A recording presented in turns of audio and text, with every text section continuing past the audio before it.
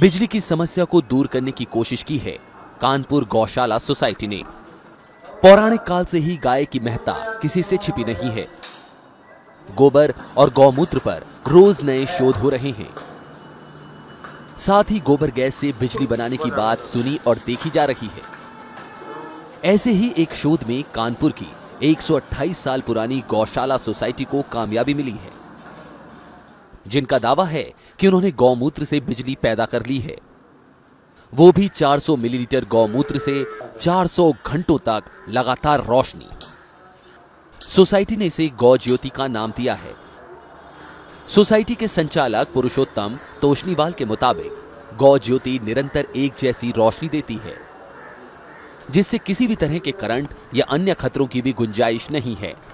बस एक कल्पना थी, गौमाता की दी हुई कल्पना थी कि गौमूत्र से भी ये हो सकता है, तो इसी पर प्रयास किया गया।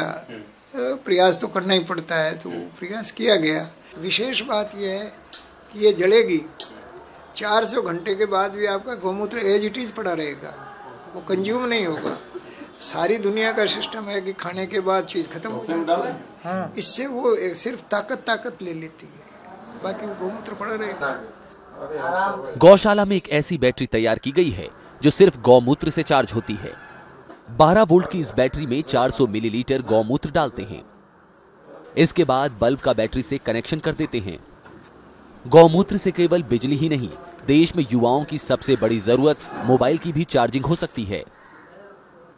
गौ ज्योति के निर्माण में प्राथमिक लागत 3500 रुपए आ रही है। इसका बड़े पैमाने पर उत्पादन शुरू होने के बाद कीमत घटने की उम्मीद है। अभी इसकी 3500 रुपया कॉस्ट है, परंतु इसको जब मास प्रोडक्शन होगा तो इसके मोल्ड बन जाएंगे। मोल्ड बन जाने के बाद एक तो इजी हो जाएगा प्रोडक्शन, और उसके बाद कॉस्ट अपने आप घट जाएगी। जब प्रोडक्शन बढ़ेगा तो कॉस्ट घट जाएगी। सारी चीज़ें थोक में आएंगी तो उस तरह प्रोडक्शन घट जाएगी। गौमूत्र से बनने वाली बिजली के इस डिवाइस को राष्ट्रीय प्रौद्योगिक संस्थान रायपुर और राजीव गांधी शोध संस्थान भोपाल से मान्यता भी मिल चुकी है। एनआईटी ने इस डिवाइस का परीक्षण करने के बाद सफल पाया है। आपका एनआईटी रायपुर से टेस्ट कराया है, भोपाल से टेस्ट कराया है, राजीव गांधी वो इंस्टीट्यूट से टेस्ट कराया है, बाकी और तमाम साइंटिस्टों ने देखा है, सब जगह देखा है। आईआईटी कानपुर से ने भी इनको सब चला करके देखा है।